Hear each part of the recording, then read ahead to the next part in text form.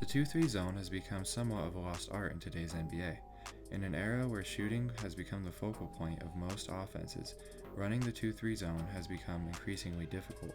So how does Miami do such a good job with it? Well, in this video we'll look at a few key ways that Miami is able to keep the zone effective. Now let's dive in. So a 2-3 zone is simply referring to how the defense is set up, because you got 2 guys up front and 3 guys behind. And each of these guys are assigned to their own zones. You'll see Butler is assigned to this zone from middle of the 3-point line to free throw line extended. Robinson is assigned to everything below that. And then Bam is assigned to the paint. He'll take all this, and then it's the same thing for the guys on the other side of the court. So one thing Miami does differently than a traditional zone is usually in a traditional zone, these 2 guys up front are your guards. You'll have your point guard and your shooting guard up there. But as you can tell, that's not what Miami does. They keep their wings on the front lines. And what that allows them to do is have more length and athleticism up front. And that stops offenses from creating easy offense. They have to throw passes higher to get them over the defense. They also have their vision limited because of having bigger guys up front. So that's part of why Miami's zone is so successful, is because they don't run a traditional zone. They have longer guys up front, which allows them to make more plays. Now, if you roll this forward a little bit, you'll see one of the biggest weaknesses in the 2-3 zone is the gaps in the wings. And that allows open shots like this one.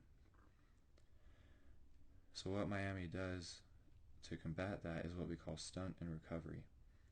And a stunt is just covering a guy long enough to allow his man to recover.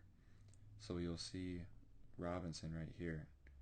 As Tatum comes off this pick, you'll see him just lunge towards Tatum a little bit and then recover to his man in the corner. So by just that little stunt right there, that freezes Tatum just for a second. And now he's got to stop instead of taking that shot. That allows Butler to get around the screen and recover to Tatum. And now Tatum has to throw that pass to the corner. Robinson recovers, forces him to drive baseline, and now they've made their play.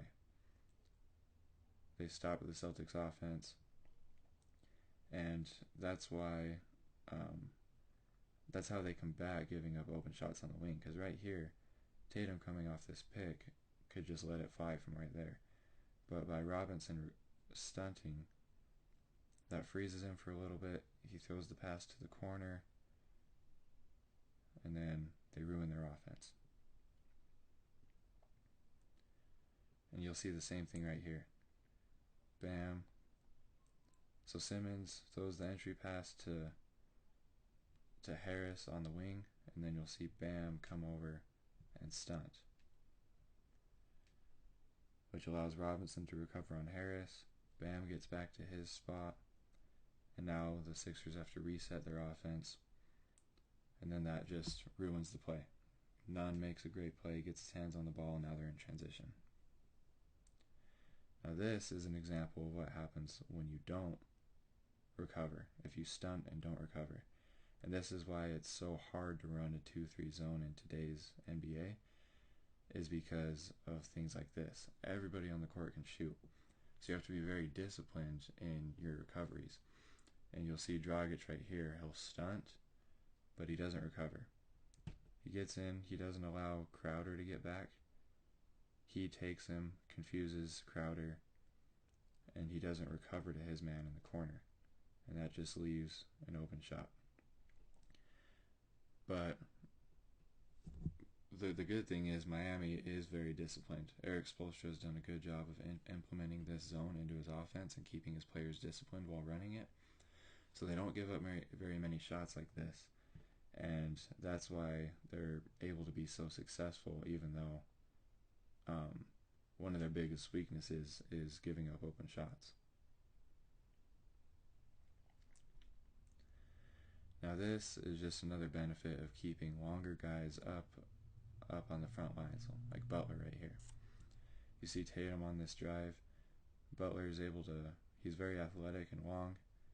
He gets in front of him, gets his hands on the ball, and then that starts a fast break. And you'll see the same thing on the next play. Just another benefit having long guys. Butler makes the read. He's athletic enough and quick enough to get over there. Gets a hand on the ball, and now they're out in transition. So that's another reason why their zone is so effective, is that it allows them to make plays that other zone defenses can't, because they have, instead of having their guards up front, they have longer athletic wings that allows them to make plays like that.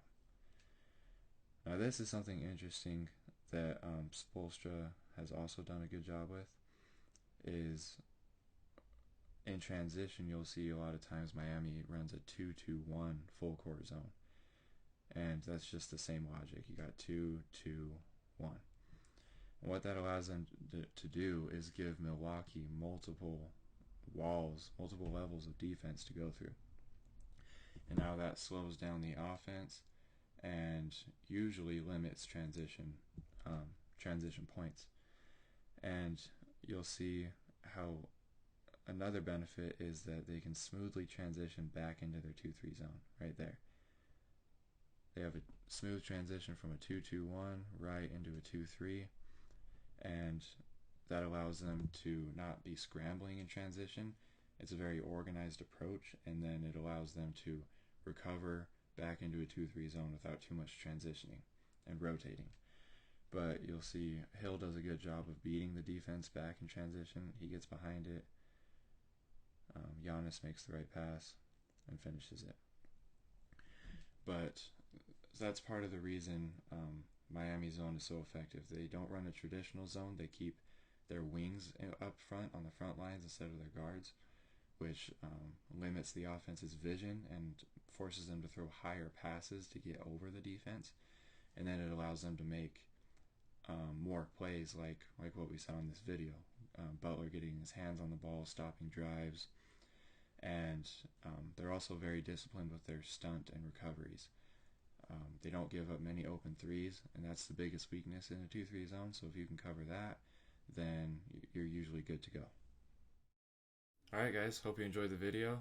If you liked what you saw, make sure to smash the like button, hit the subscribe, and don't forget to ring the bell so you don't miss another upload. I'm also working on a podcast, so I'll be sure to let you guys know when that's available so you can go check it out. And as always, this is X's and O's, where we elevate good to great. It's rated X. That means you're extra, extra.